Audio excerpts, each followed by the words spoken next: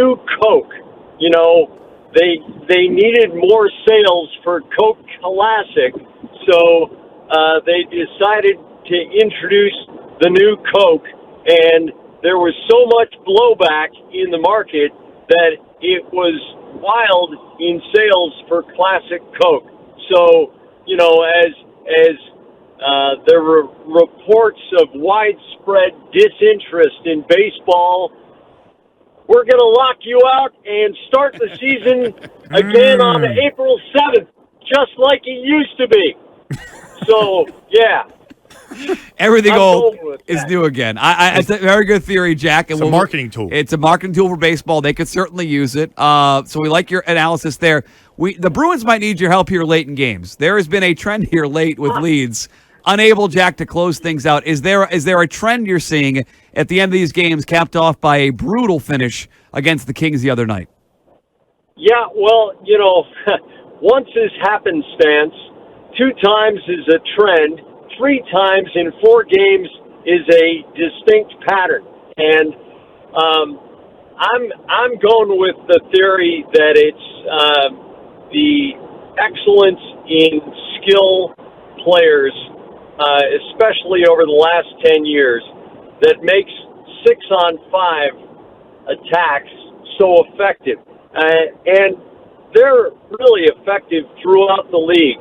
But the Bruins have to figure out how to play 5-on-6 defense.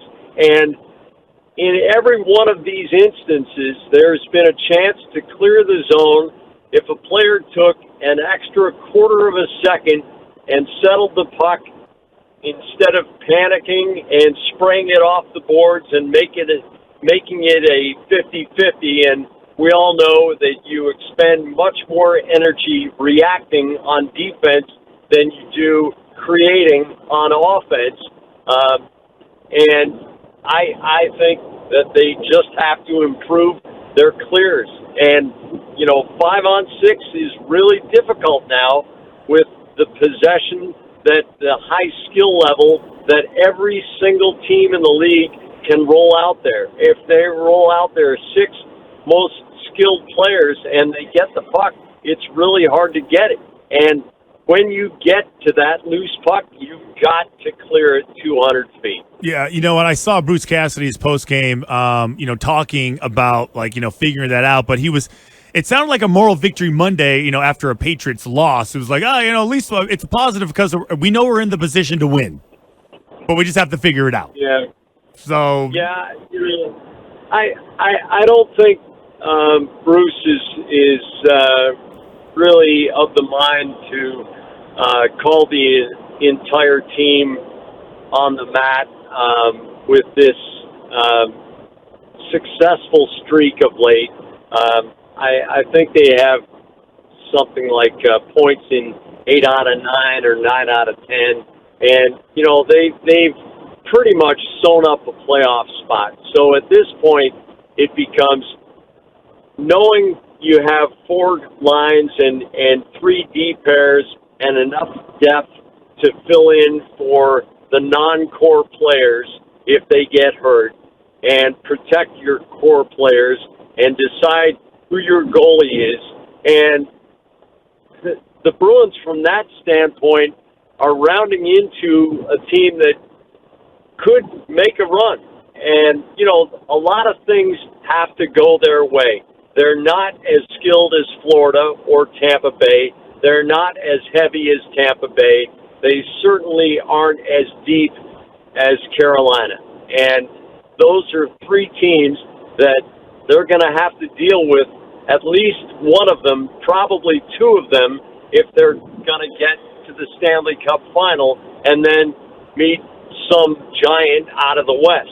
And, the way Calgary's playing, they're really, really stingy on D and have lightning quick forwards who can capitalize on any mistake.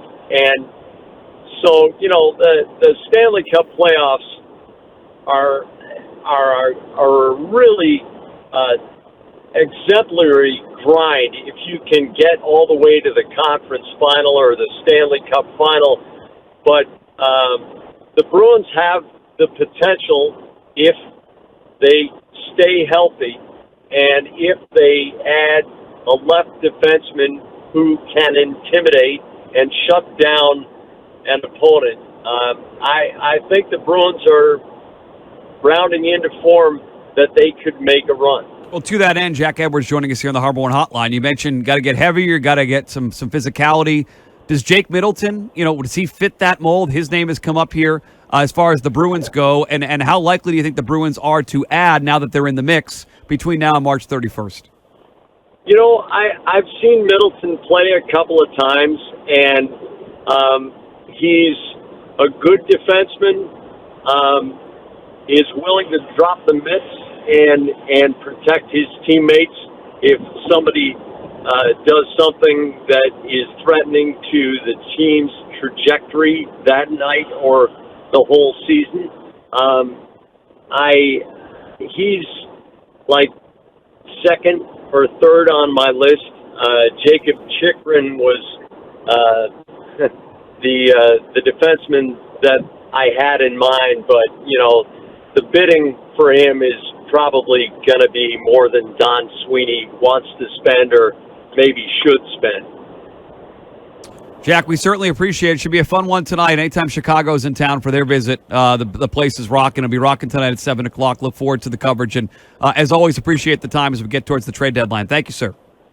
Thanks. Patrick Kane had 4 points in 17 minutes 2 nights ago, so he's coming in hot. I'll see you at 7. Can't wait. Jack Thanks, Edwards Jack. joining us here on the Harbor One Hotline, part of a Bruins Thursday here on Sports Radio WEEI.